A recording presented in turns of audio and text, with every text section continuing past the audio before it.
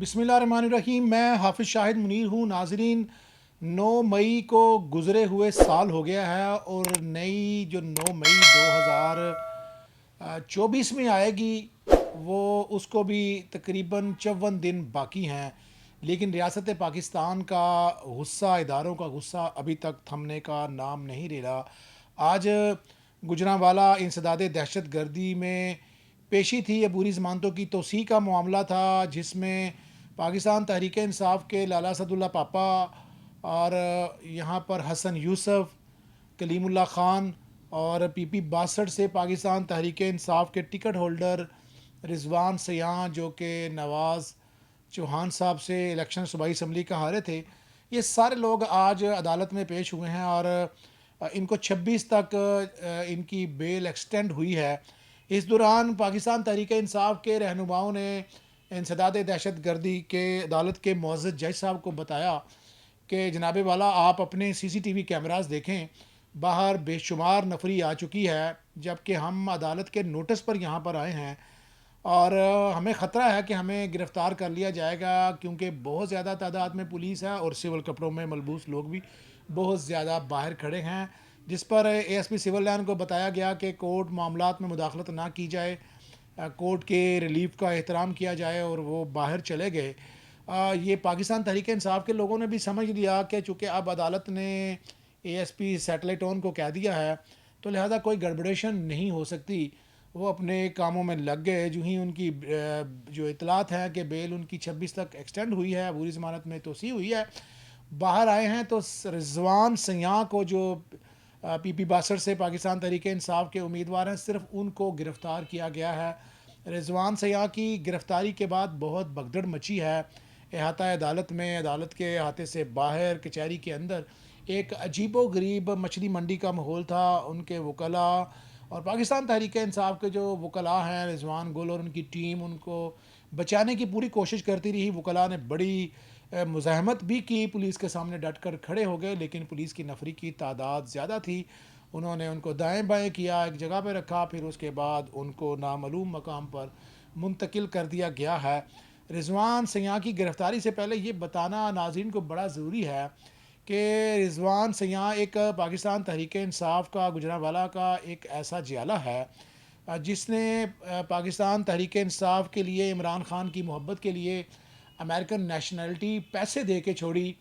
वो अमेरिकन शहरी थे, वो इलेक्शन नहीं लड़ सकते थे। जब पहली दफ़ा टिकटें मिली तो उनको नहीं मिली, क्योंकि अभी उनका रेजिग्नेशन दिए हुए, शहरियत छोड़े हुए टाइम मुकम्मल, लीगल टाइम मुकम्मल नहीं हुआ था। फिर इस दौरान इलेक्शन नहीं हो सके। दोबारा जब 8 फरवरी को दोबारा इलेक्शन हुए तो उनको टिकट मिल गई और वो बदकिस्मती से इलेक्शन हार गए। रिजवान सिंह अमेरिका छोड़ के आए, एक ऐसा मुल्क छोड़ के आए जहाँ के लिए लोग तरसते हैं, जाने के लिए लोग लाखों रुपया लगाते हैं, लोगों ने करोड़ों रुपये लगाते हैं, बैंकों में प्लज करते हैं, बैंक गारंटियाँ देते हैं अमेरिका जाने के लिए, लेकिन ये इमरान ख़ान का जियाला बन के आए। और ये बात सबको पता है कि रिजवान सिंह एक लग्जरी, एक उमरा वाली आराइश व आसाइश की लाइफ छोड़कर वो गुजरांवाला में आए। वो पाकिस्तान तहरीक इंसाफ की तब्दीली की आवाज़ पर यहाँ पर आए और यहाँ पर उन्होंने बहुत ज़्यादा परेशानियाँ देखी। टिकट तो उनको मिल गई, लेकिन जब उनका नाम आ गया 9 मई के हमले के ततीम बयान के अंदर, 9 मई के हमले के मुकदमे के मुद्दई इस वक्त ख्याली के जो SHO हैं, मुदस्सर रफ़ीक भट्ट साहब हैं, ततीम बयान में इन सब का नाम आ चुका है।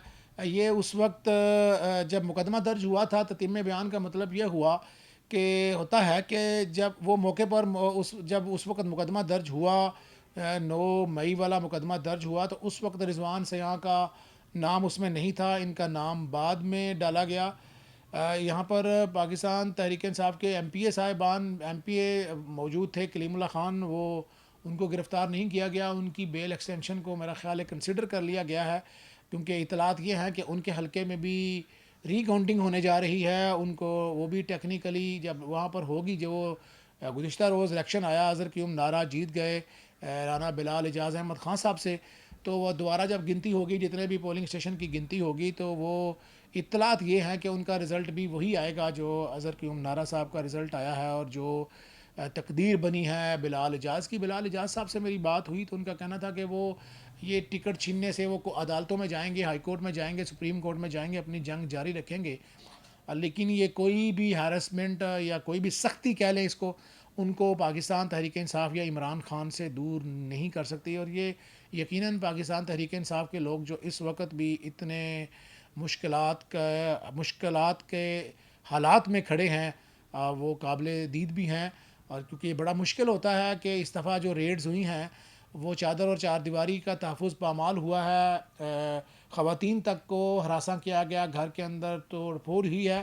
اور ہمیں یہ بھی اطلاعات اور شکایات اور ویڈیو کلپس بھی سامنے آئے کہ جو ریڈ کرنے ٹیم گئی انہوں نے گھروں میں لوٹ مار کی.